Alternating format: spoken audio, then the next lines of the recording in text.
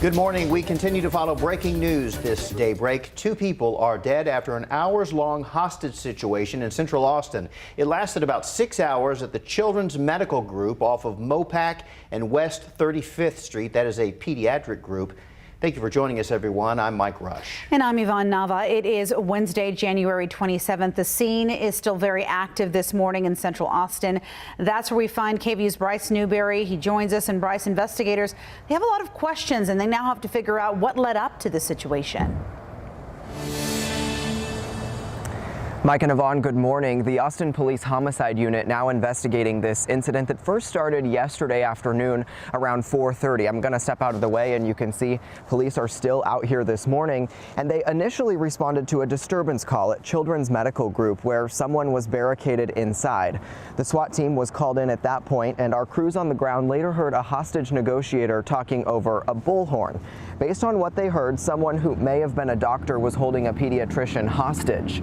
The negotiator said things like, "I know you have helped many children. We want that to be your legacy. And we know you have been helping children your whole life." Now, after at least 2 hours without contact with the suspect, the SWAT team sent a robot inside. Through camera, we were able to identify a victim. We went straight to our emergency rescue plans at that point. The SWAT team made entry into the building. Unfortunately, they found 2 subjects, one that was from originally inside the building, one that was not. We do not know how either person died, and initially there were reports that as many as 5 people were being held hostage, but police have not provided that level of specifics just yet.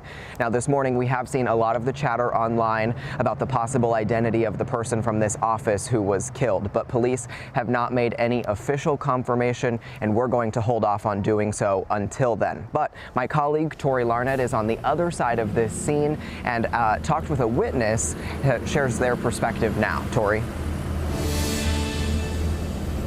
Hey, good morning, Bryce. Yeah, I'm going to get to that in just a second. But first, I want to give you a lay of the land here. You see this building to the left? That's the Children's Medical Group.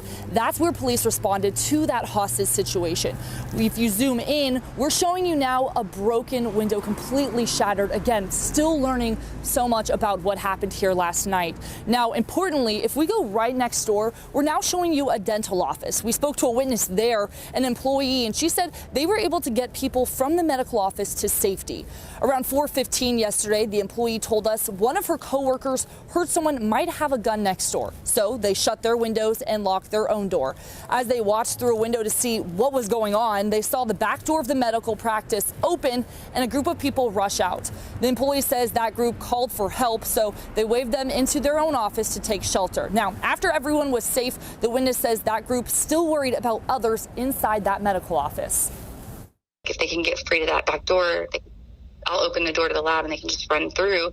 I was just trying to figure out how we could get them out.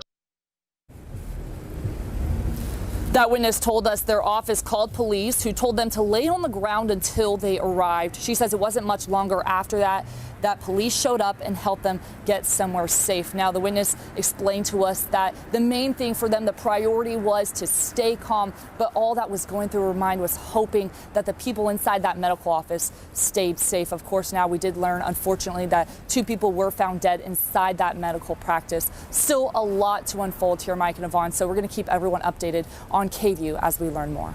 What an awful, awful situation. All right, thanks, Tori. And as we learn more, again, as you mentioned, on the situation, you can keep up to date on our website, KVUE.com, and all of our social media pages.